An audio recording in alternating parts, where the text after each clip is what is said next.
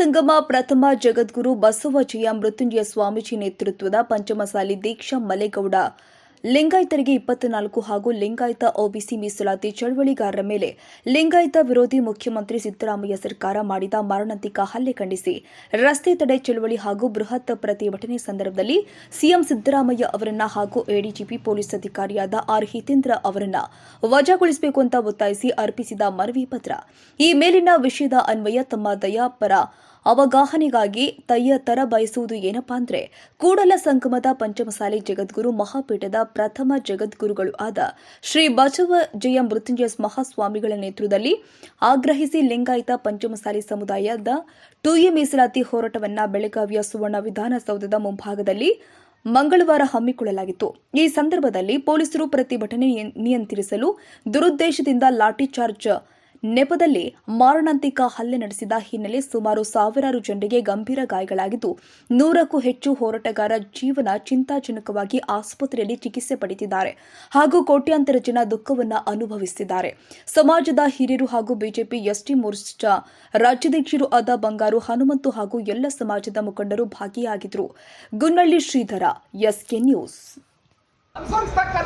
ಈ ಸರ್ಕಾರ ಬೇಡಿಕೆ ಸರ್ಕಾರ ಬೇಕಾಗಿದೆ. ನಮ್ಮ ಸಮಾಜದ ಒಳಿತಿಗಾಗಿ, ಮಕ್ಕಳ ವಿದ್ಯಾಭ್ಯಾಸಕ್ಕಾಗಿ ನಾವು 2A ಮೀಸಲಾತಿಯನ್ನ ಕೇಳಲಿಕ್ಕೆ ಹೋದಾಗ ನಮ್ಮ ಸಮಾಜದ ಮೇಲೆ ಲಾಠಿ ಚಾರ್ಜ್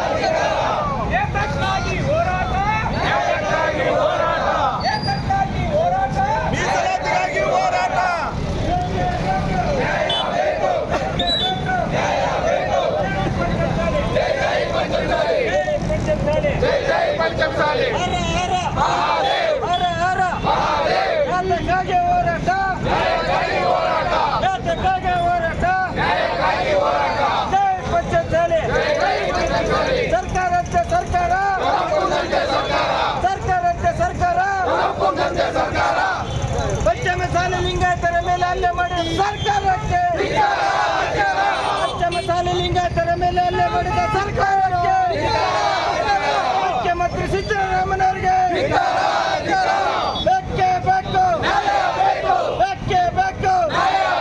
ಹರ ಹರ ಹರ ಹರ, ಜೈ ಪಂಚಮಸಾಲಿ, ಜೈ ಪಂಚಮಸಾಲಿ.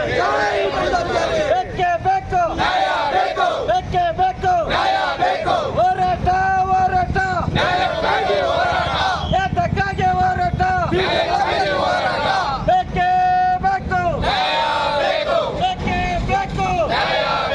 ಜೈ ಪಂಚಮಸಾಲಿ, ಜೈ ಪಂಚಮಸಾಲಿ. ಎಡಿಜಿಪಿ ಯತೀಂದ್ರ ಅವರಿಗೆ, ಎಡಿಜಿಪಿ ಯತೀಂದ್ರ ಅವರಿಗೆ, ಎಡಿಜಿಪಿ ಯತೀಂದ್ರ ಅವರಿಗೆ. 4 ವರ್ಷದ ಹೋರಾಟ ಮಾಡ್ತಾ ಬಂದರು. ಯಾವುದೇ ಸರ್ಕಾರಗಳಲ್ಲಿ ಇಲ್ಲಿ ಎಲ್ಲ ಭೇದ ಭಾವ ಯಾವುದೇ ಜಾತಿಯಿಂದಲ್ಲ, ಒಂದು ಪಾರ್ಟಿಯಿಂದಲ್ಲ, ನಾವೆಲ್ಲ ಪಾರ್ಟಿಯವರು ಕೂಡ ಭೇದ ಭಾವದಿಂದ ಸಮಾಜದ ಒಂದು ಒಳಿತಿಗಾಗಿ, ನಾಳಿನ ಮಕ್ಕಳ ಭವಿಷ್ಯಕ್ಕಾಗಿ 2A ಕೇಳಿದ ನಾವು ರಾಜಕಾರಣದ ಯಾವುದೇ ಒಂದು ರಾಜಕಾರಣ ಭವಿಷ್ಯಕ್ಕೋಸ್ಕರ ನಮ್ಮ ಸೌಂದರ್ಯ ಕೇಳಿಲ್ಲ. ನಾವು ಕೇಳ್ತಕ್ಕಂಥ 2A ಏನಪ್ಪ ಅಂದರೆ ಬರೀ ನಮ್ಮ ಮಕ್ಕಳ ಭವಿಷ್ಯಕ್ಕಾಗಿ ನಾಳೆ ನಾವು ರಾಜಕಾರಣಿಗಾಗಿ ಒಪ್ಪಿಸಬೇಕಂತ ಕೇಳಿಲ್ಲ. ನಮ್ಮ ಸ್ವಾಮಿ ಒಂದು ಕಥೆ ಖಂಡಿತವಾಗಿದ್ದಾರೆ, ನಮ್ಮ ಮಂದಿನ ಮಕ್ಕಳ ಭವಿಷ್ಯಕ್ಕಾಗಿ. ಅಂಥ ಒಂದು 4 ವರ್ಷದ ಹೋರಾಟದಲ್ಲಿ ಎಲ್ಲ ಸರ್ಕಾರಗಳು ಬಂದಿದ್ದಾರೆ. ಮತ್ತೆ ಹೋರಾಟಕ್ಕೆ ಇದು ಸ್ವತಂತ್ರ ಇದೆ. ಆದರೆ ಯಾಕೆ 5,000 ಟ್ಯಾಕ್ಸಿ ಅನುಮತಿ ಹೋಯಿತು? ನಾವು ಜಾಗೃತಿ ಮಾಡಬೇಕಾದ್ರೆ ನಮ್ಮ ಜನ ಇದ್ದಾಗ ಮುಂದೋಗಿ ಹೋಯಿತಾಗ ಅವ್ರು ಲಾಠಿ ಚಾರ್ಜನ್ನು ಮಾಡಿ ದಿಕ್ಕಾಪಾಲನ್ನು ಓಡಿಸ್ತಕ್ಕಂಥ ಕೆಲಸ ನಾವು ಯಾವಾಗ ಮಾಡಿಲ್ಲ. 10 ಲಕ್ಷ ಜನ ಸೇತಗೂ ಮಾಡಿಲ್ಲ. ಯಾವತ್ತೂ ಈ ಸಮಾಜ ಎಲ್ಲ ಸಮಾಜದ ಜೊತೆಗೆ, ಎಲ್ಲ ಬಂಧುಗಳ ಜೊತೆಗೆ ನ್ಯಾಯಯುತವಾಗಿ ಹೋರಾಟ ಮಾಡ್ತೀವಿ. ಅನ್ಯ ಸಮಾಜಕ್ಕೆ ನಾವು ಬಹುಸಂಖ್ಯಾತ ಸಮಾಜ ಇದ್ದರೆ ಅನ್ಯ ಸಮಾಜ ಜೊತೆಗೆ ಏನಾದರೂ ಅನ್ಯಾಯ ಆ ಸಮಾಜಕ್ಕೆ ಕೈ ಎತ್ತಿ ನಿಲ್ಲುವುದು ಅದು ಪಂಚಮಸಾಲಿ ಸಮಾಜ ಅಂತ ಹೇಳಕ್ಕೆ ವೀರಶೈವ ಸಮಾಜ. ನಾವು ಇವತ್ತು ಅಖಿಲ ಭಾರತ ವೀರಶೈವ ಕೂಡ ಎಲ್ಲ ಸಮಾಜದಲ್ಲಿ ಯಾರು ಬಡವರಿದ್ದಾರೋ ಅವ್ರು ಸಿಗಬೇಕಂತ ನಮ್ಮ ಸ್ವಾಮಿ ಕೂಡಿದೆ. ಬರೀ ಪಂಚಮಶೀಲೆಲ್ಲ ನಮ್ಮ 2A ಅನ್ನು ಸೇರಿಸಿ ಇವ್ರು ಏನು ಮಾಡಬೇಕಾಗಿಲ್ಲ. 2A ಅಂತೇಳಿ ಗೆಜೆಟಲ್ಲಿ ಸೇರಿಸಿದ್ರೆ ಮುಂದೆ ಸೆಂಟ್ರಲ್ ಹೋರಾಟ ಮಾಡಬೇಕಾಗಿರೋದು ನಮ್ಮೆಲ್ಲ ಅಖಿಲ ಭಾರತ ವೀರಶೈವ ಸಮಾಜ. ಆದ್ದರಿಂದ ಇವ್ರು ಸೇರ್ಸೋಕ್ಕೆ ಎಲ್ಲರೂ ನಮಗೆ ತೊಂದರೆ ಕೊಡ್ತಾ ಬರ್ತಾರೆ. ನಾಳೆ ಮಾತಾಡೋ ಚೆನ್ನಾಗಿ ಬಂದಾಗ ವೀರಶೈವ ಸಮಾಜ ಬೇಕು. ನಮ್ಮ ಲಕ್ಷ್ಮೀ ಹೆಬ್ಬಾಳ್ಕರ್ ಅಕ್ಕನವರು, ವಿಜಯಾನಂದ ಕಾಶ್ಯಪ್ಪನವರು, MB ಪಾಟೀಲ್ನವರು, CC ಪಾಟೀಲ್ ಎಲ್ಲರೂ ಮುಂದಾಡ್ತಿತ್ತು. ಇವತ್ತು ಎಲ್ಲಿ ಹೋಗಿದೆ ನಿಮ್ಮದು? ಏನಾಗಿದೆ ನಿಮಗೆ? ರಾಜಕಾರಣ ಇಲ್ಲದ್ರೆ ಸೋಲ್ತೀವಿ, ಗೆಲ್ತೀವಿ, ಇಲ್ಲದ್ರೆ ಸಮಾಜದ ಮುಂದೆ ಸುಮ್ಮನೆ ಬನ್ನಿ, ಏನೂ ಆಗಲ್ಲ. ಇವತ್ತು ಅವ್ರು ಹೋರಾಟ ಮಾಡಿದ್ರೆ ನೀವು ಸುಮ್ಮನೆ ಇರೋದಕ್ಕೆ ಕಾರಣ ಹೇಳ್ಬೇಕು. ನೀವು ಮಾಧ್ಯಮದ ಮುಂದೆ ಹೇಳ್ತಾ ಇದ್ದೀರಿ, ಇವರು ಕಾರಣ ಹೇಳಿದ್ರೆ ನಾನೊಬ್ಬ ತಾಲೂಕು ಅಧ್ಯಕ್ಷರಾಗಿ ವಿಜಯಾನಂದ ಕಾಶ್ಯಪ್ಪನವರಿಗೆ, ಲಕ್ಷ್ಮೀ ಹೆಬ್ಬಾಳ್ಕರ್ನವರಿಗೆ ಇವತ್ತು ಅನೇಕ ಸಚಿವರು, ನಮ್ಮ ಯುವಕ ಸಚಿವರು ಇದ್ದಾರೆ, ಅವ್ರಿಗೆ ಶಿವಾನಂದ ಪಾಟೀಲ್ ಅವ್ರಿಗೆ ಕೇಳ್ತಾ ಇದ್ದೀನಿ, ದಯಮಾಡಿ ನಿಮಗೆ ಕೈ ಮುಗಿದು ಬೇಡ್ತಾ ಇದ್ದೀನಿ. ನೀವುಗಳು ಯಾವುದೇ ಕಾರಣಕ್ಕೆ ಈ ಸಮಾಜದ ಒಂದು ರಾಜಕಾರಣಕ್ಕಾಗಿ ತುಳಿಬೇಡಿ.